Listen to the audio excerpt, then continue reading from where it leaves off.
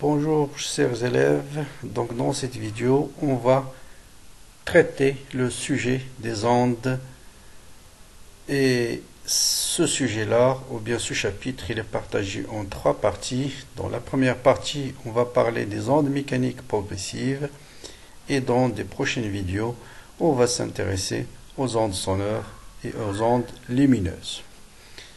Bien, donc dans cette vidéo, donc je vais comme d'habitude vous donner l'essentiel, ce qu'il faut connaître des ondes mécaniques.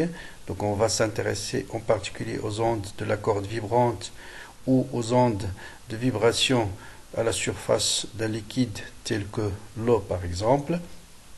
Et comme application, on va traiter des anciens sujets de baccalauréat, en particulier le baccalauréat 2015 et 2017, option PC, session normale. Comme d'habitude, les sujets, l'énoncé, vous pouvez les télécharger sur le site suivant, site.google.com/view/cours Haji. Bien.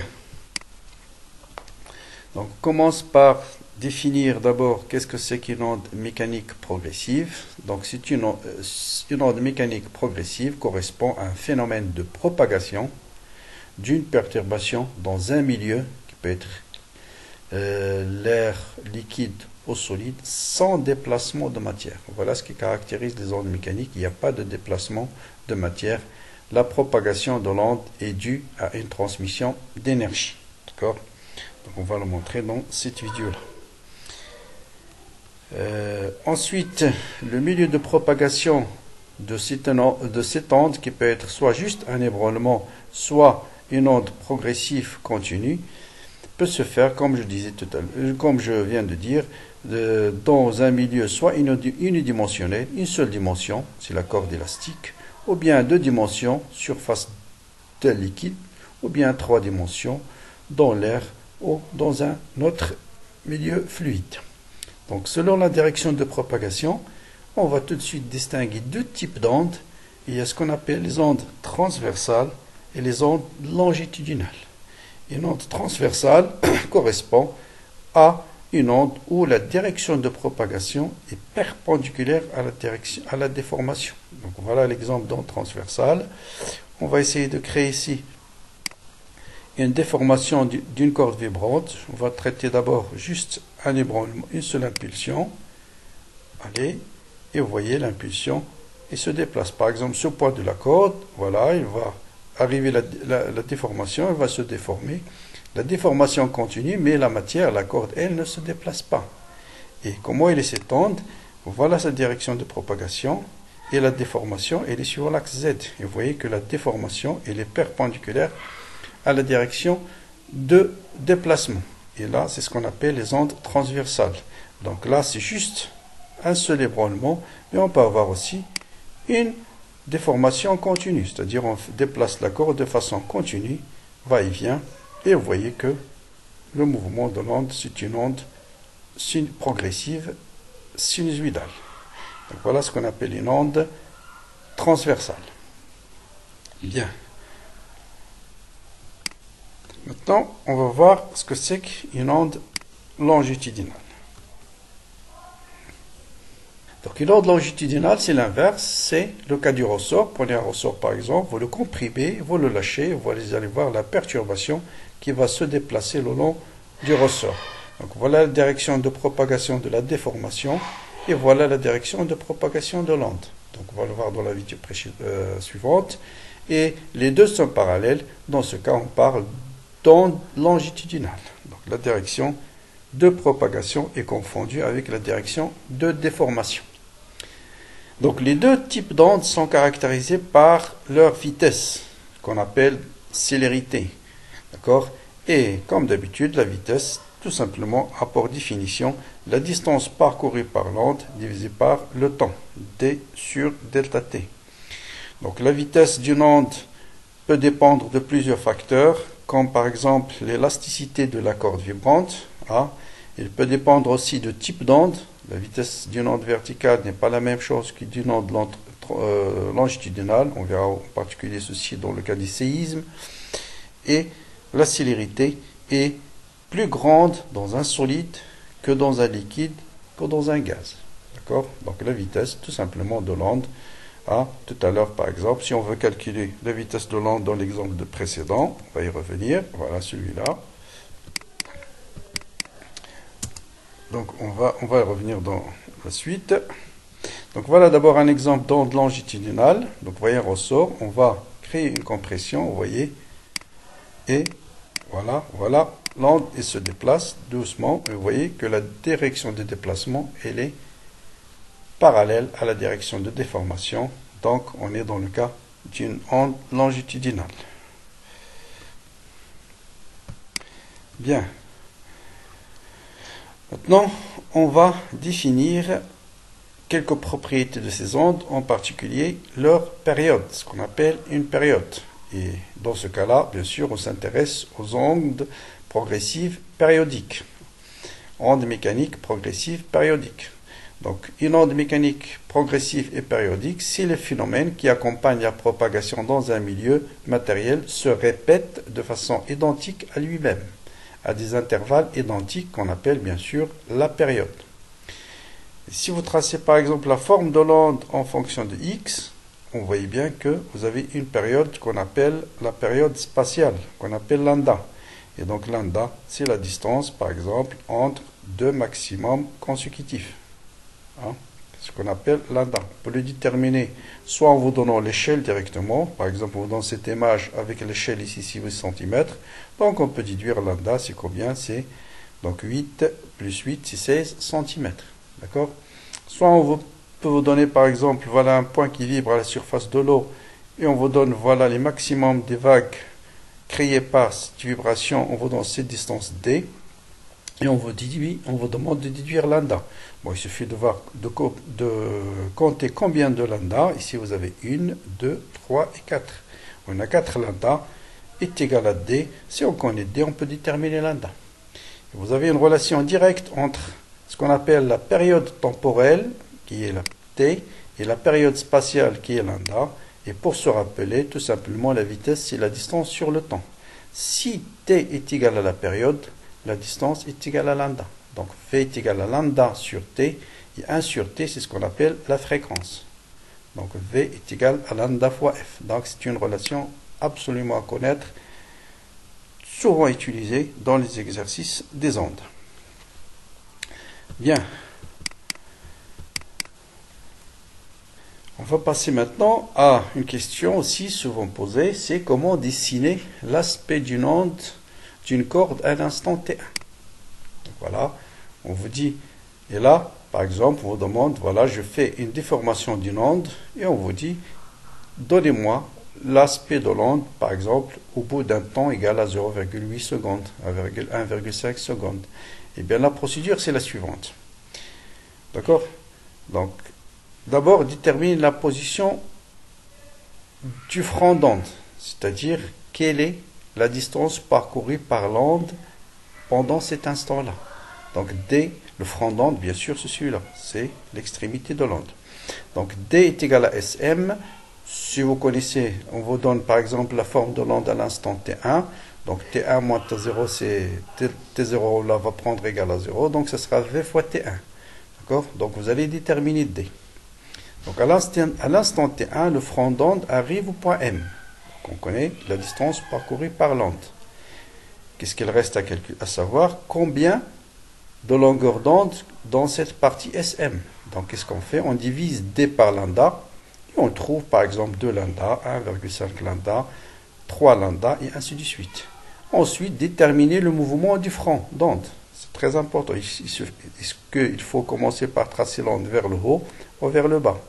Et là, ça dépend de ce qu'on vous dit dans l'énoncé. Soit on peut le déduire à partir de cette phrase-là, cette phrase suivante. Si on vous dit à t égale à 0, la source se déplace vers le haut, ça veut dire le front d'onde, à chaque instant, il va regarder vers le bas. Et si on vous dit l'inverse, le front d'onde va regarder vers le haut.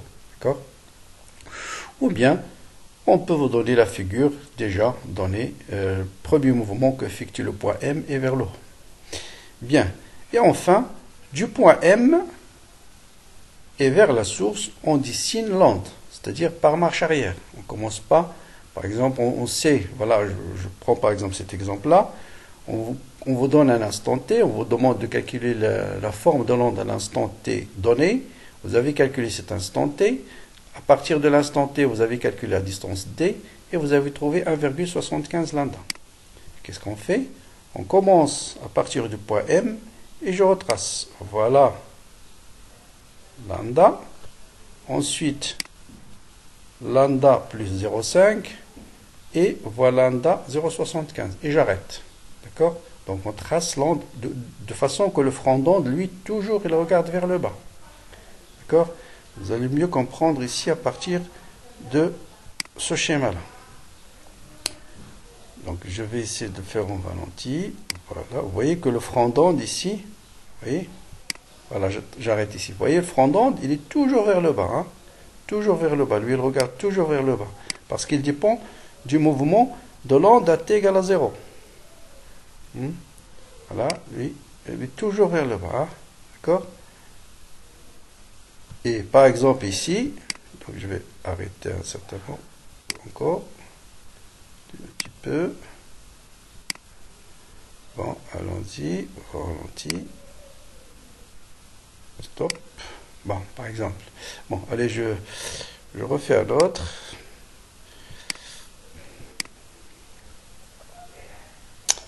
Bon.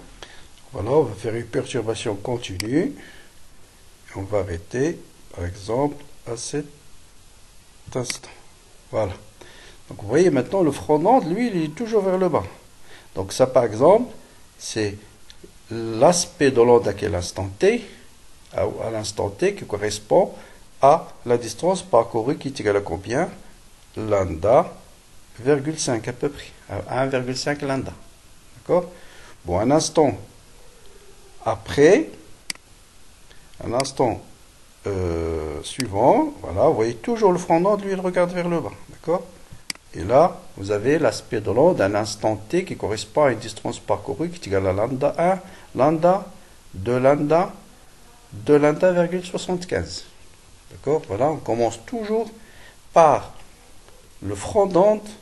Une fois qu'on a déterminé la distance parcourue par l'onde, combien de longueur d'onde lambda dans cette distance-là, on commence à partir du front d'onde et on revient vers l'arrière. Et vous avez l'aspect de l'onde à un instant t donné. Bien. Maintenant, on va passer à l'autre point, c'est comment comparer le mouvement de deux points. Donc là, c'est très simple. Il suffit de calculer la distance, de comparer les y de M1 et y de M2. D'accord? Si y de M1, la distance entre D, qui correspond à y de M1 et y de M2, c'est-à-dire cette distance-là, d'accord, ou bien x M2 moins x M1, si c'est un multiple de lambda, ça veut dire tout simplement les deux points ils sont en phase. Ça veut dire si les deux sont maximum en même temps, ou bien minimum en même temps, ou bien nul en même temps. Et si deux points vibrent en opposition de phase, ça veut dire quoi en opposition de phase? Ça veut dire y de x1 est égal à moins y de m2, si et seulement si la distance qui sépare les deux points est un multiple demi-entier de lambda. Ça veut dire cette distance-là est égale à 2k plus 1 demi lambda, ou bien k lambda plus lambda sur 2. D'accord? Donc on va le voir sur la vidéo suivante. Je vais prendre par exemple deux points dont la distance est égale à k lambda plus 1 demi. Voilà, lambda c'est 2k plus 1, ça veut dire ici k lambda plus 1 demi, d'accord? Et là, normalement, ce sont deux points qui vont vibrer en opposition de phase. Et vous allez le voir ici sur la courbe. Vous voyez? Donc, vous voyez, quand l'un est maximum, l'autre est minimum. Donc, ça, c'est égal, par exemple, à 2,5. Ça, c'est moins 2,5. Les deux sont 0. Maintenant, si je prends un autre point où la distance entre les deux, c'est un multiple de lambda, on va prendre exactement, par exemple, 2 lambda.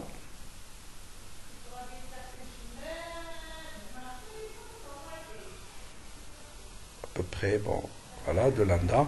Et vous allez voir maintenant les deux, voilà, les deux points sont en phase. D'accord? Et après, pour changer, voilà. Donc, Maintenant 2,5 lambda, là aussi il va revenir en opposition de phase. Voilà 2,5 lambda, vous voyez, en opposition de phase. D'accord? Donc voilà, donc ça c'est très facile, il suffit de... Donc deux points vibrent en phase lorsque la distance entre les deux est égale à un multiple entier de lambda en opposition de phase, si la différence entre les deux points est égale à k lambda plus lambda sur 2. Bien.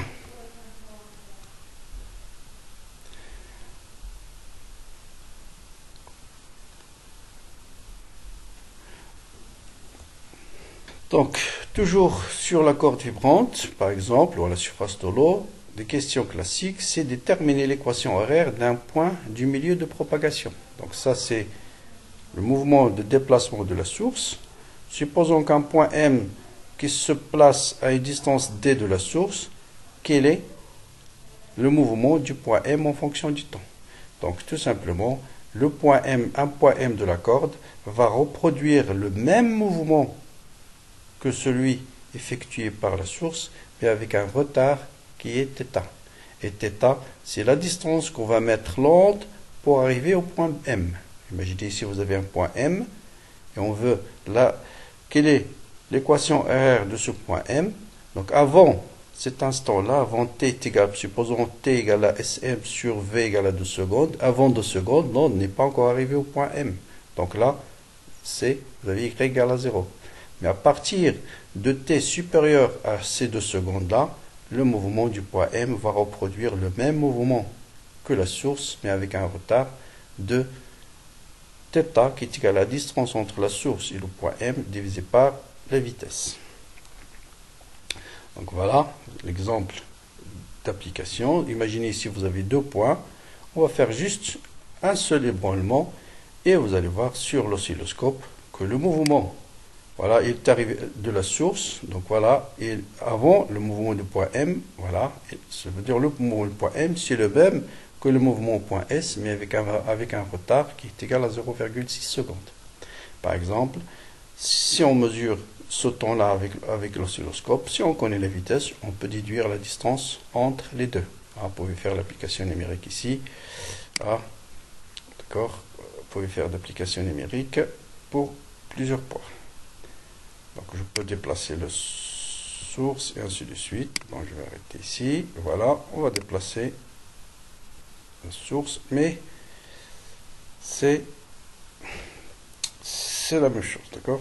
Donc voilà, ici j'ai choisi deux points qui sont distants de 2,5 mètres. On va prendre une onde qui se propage à 2,5 mètres.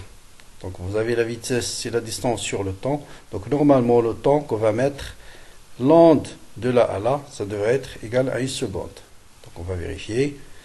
Donc voilà, l'onde il arrive au premier point. Donc il va arriver au deuxième point avec un décalage delta t qu'on va vérifier sur l'oscilloscope. Vous voyez bien sur l'oscillo, on retrouve notre retard horaire qui est du seconde. Donc le mouvement en ce point reproduit exactement le mouvement en ce point, mais avec un retard d'une seconde. Bien. On va passer à traiter de baccalauréat 2017. Donc on vous donne ici, là c'est juste par répondre parmi les 4 questions sans justification, mais on va essayer d'expliquer pourquoi. Choisir une parmi les 4 solutions qu'on vous donne. D'accord? Donc on crée t égale à 0 en un point S à la surface de l'eau une onde mécanique progressive de fréquence 50 Hz. La figure ci-dessous représente une coupe verticale de la surface de l'eau à l'instant t. La règle graduée sert comme échelle. Très important. L'échelle maintenant, vous pouvez, ça c'est exactement un centimètre, donc vous pouvez déterminer des grandeurs concernant l'onde en utilisant l'échelle. En particulier, quelle est la longueur d'onde, quelle est la vitesse de propagation de l'onde à la surface de l'eau, l'instant t où la coupe de la surface de l'eau est représentée, d'accord? Donc c'est ce qu'on a dit tout à l'heure, représenter la forme de l'onde d'un instant t, ou bien ici on vous donne déjà la représentation, c'est l'inverse, on vous donne la forme de l'onde d'un instant t, et on vous demande de déterminer cet instant. Et on considère un point M de la surface de l'eau éloigné de la source à une distance Sm. Le point M reprend, c'est ce qu'on a dit tout à l'heure, le même mouvement que la source, mais avec un retard qui est tau, qui est égal à SM sur V. Donc il suffit de calculer SM sur V, voir est-ce que c'est 0,3, 0,03, ou bien sûr il faut éliminer tout de suite ces deux-là, parce qu'on a dit YM, c'est YS, T moins θ. D'accord, ces deux-là déjà à éliminer. Donc allons-y donc. Donc la longueur d'onde, ici, il suffit de le lire sur le schéma. Il faut utiliser l'échelle qu'on vous donne ici, c'est 1 cm. Donc la longueur d'onde, c'est la distance entre deux maximums consécutifs. Vous prenez ici 1, 2, 3, 1, 2, 3, 4 et 5. Donc la longueur d'onde, pourquoi est 4? Donc j'ai peut-être donc 1, 2, 3 et 4, pardon, 4, hein, d'accord, c'est entre là, voilà, 1, 2, 3 et 4, donc c'est bien 4 cm. Bien, maintenant, on vous demande de calculer la vitesse de propagation, vous allez voir, c'est des questions très faciles, des questions de cours. Hein. Donc, vous connaissez lambda et vous connaissez la fréquence, on vous a donné la fréquence dans l'énoncé, donc la vitesse c'est lambda sur t, donc c'est lambda fois f, il suffit de faire la multiplication. Seule chose, bien sûr, ne pas oublier de transformer le centimètre au mètre, ça vous donne 2 mètres par seconde. L'instant de capture de cette image-là, donc vous avez la distance parcourue par l'onde, ici c'est combien? C'est SM, donc SM est égal à cette distance, c'est 6, d'accord? Donc on vous a donné SM est égal à 6, on connaît la vitesse, donc on connaît le temps, donc on va déterminer tout de suite le temps où cette image, où l'image de l'onde a été prise, d'accord? Pardon. Et enfin, on considère le point M éloigné de la source à la distance SM égale à 6. Quelle est donc l'équation de YM? Donc bien sûr, donc puisque SM égale à 6, donc vous pouvez déduire tout de suite tau. Donc tau c'est bien 2 secondes. Donc tau c'est la vitesse est égale à d sur tau, distance sur tau. Et vous allez calculer tau, vous allez trouver 0,03, donc c'est bien cette expression-là. Donc vous voyez, rien de spécial, deux formules à retenir. La vitesse est égale à lambda sur t est égale à lambda fois f. Et comment déterminer lambda à partir de la courbe. Et comme j'ai expliqué tout à l'heure, si on connaît l'expression de l'onde de la source, comment déterminer la forme de l'onde d'un point M quelconque. Donc, un point M reproduit la même perturbation de la source, mais avec un retard θ qui est égal à la distance entre la source et le point M divisé par la vitesse. Bon, voilà notre exemple baccalauréat 2015. Là aussi, on vous donne juste de choisir la bonne réponse. Voilà, ici, on vous donne l'exercice comprend chaque fois 4 réponses. Bon, tout cela pour déterminer la célérité d'une onde le long d'une corde. Le professeur physique demande à l'un des élèves de faire un ébranlement à l'une des extrémités et en même temps il demande à un élève de filmer la séquence à l'aide d'une caméra numérique réglée. Voilà la donnée la plus importante, c'est ça. Combien d'images par seconde prend la caméra? C'est 25 images par seconde. Et là aussi c'est très important, une règle blanche de longueur 1 mètre a été placée au voisinage de la corde.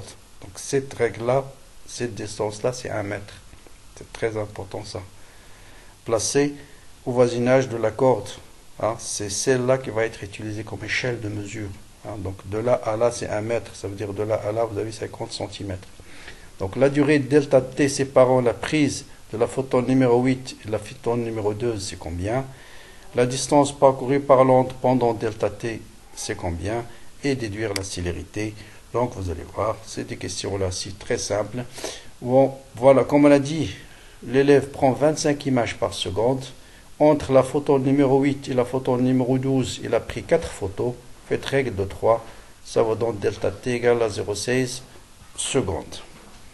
Deuxième question, la distance parcourue par l'onde entre les moments où les photos 8 et 12 ont été prises. Donc ça, c'est la photo 8 à l'instant t1. Photo 12 à l'instant t2. D'accord? Et on veut chercher cette distance-là. La distance parcourue par l'onde. Bon, bien sûr, je reprends ici le point où la photo numéro 8 a été prise. Voilà le point où la photo numéro 12 a été prise. Vous calculez cette distance, c'est exactement 1 mètre. D'accord? Puisqu'on connaît la vitesse et on connaît le temps, donc on peut déterminer la distance et on connaît le temps, on peut déterminer la vitesse de propagation de l'onde, c'est la distance sur le temps, ça vous donne 6,25. Donc vous voyez, ce sont des questions souvent de l'onde extrêmement simples. Retenir juste la définition d'une onde transversale, longitudinale, la définition de la vitesse de propagation de l'onde.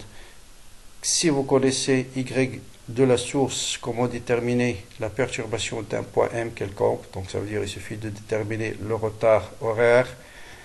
Voilà pour les ondes mécaniques. À bientôt pour une autre vidéo sur les ondes sonores et les ondes lumineuses.